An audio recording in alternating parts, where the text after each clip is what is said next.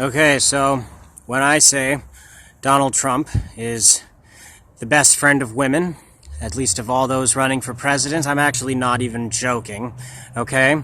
Because the best friend of women is the one who is willing to go out and attack the greatest enemy of women. And there is no greater enemy of women than Islam. There is no misogynistic force on earth that even comes remotely close to destroying a small percentage of the lives of women as Islam. Year after year, century after century. Saudi Arabia, the life of every single woman in Saudi Arabia is completely ruined. If you don't think that, then you're a sick puppy. If those women think they've got a beautiful life, they're sick in the head.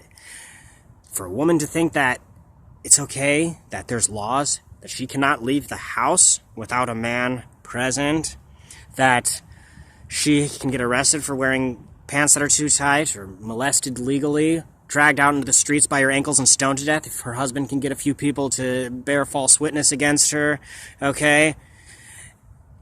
Can't drive, can't get an education, okay? Islam is by far the most misogynistic force on earth, and in Europe, people are not even allowed to really speak the truth about it. Islam, that's how bad it's gotten, and it's going to get that way in America if we don't get some really good people like Donald Trump, okay? So yes, the best friend of women is the one who's going to attack the greatest enemy of women. Islam has been at war with women since the lifetime of the rapist, the pedophile, the pillager and looter of cities, the mass murderer, the terrorist, Mohammed, and the early Muslims began their reign of terror. Someone like Barack Obama is a huge enemy of women.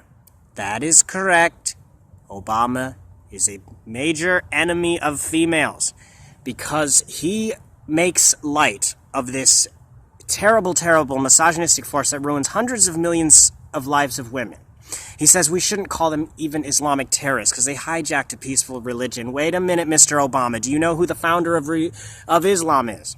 Now, I dislike religious extremists in general. Anyone who's going to kill somebody, shed blood over a belief that cannot be proven is a person I am disgusted by, okay? Catholics that do that, I'm disgusted by them. However, if you look at all the governments, countries that have a Christian majority, are they telling women, you cannot drive, you cannot get a job, we're going to stone you to death for committing adultery? You know, in the Islamic world, they don't stone the guy to death. The guy's committing adultery with the woman. You never see the guy get stoned to death, and it's just so misogynistic. In Christian countries, they don't tell women, you know, it's legal for a guy to molest you if you're dressed the wrong way, or we can arrest you for dressing the wrong way whatsoever. So, and if a woman has a Christian husband who's an extremist and whatever, misogynistic or something, she can always run away if she's in a Christian country to some shelter for battered women. And, you know, it's the nations that are predominantly Christian these days,